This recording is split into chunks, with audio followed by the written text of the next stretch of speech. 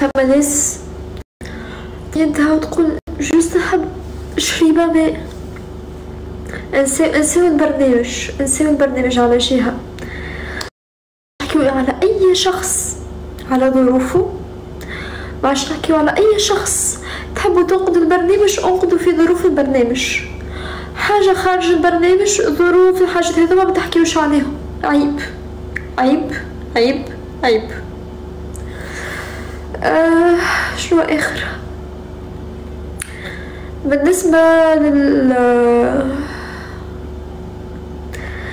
للمشاكل اللي صايرة، الحقيقة أنا منحبش ندخل، يمكن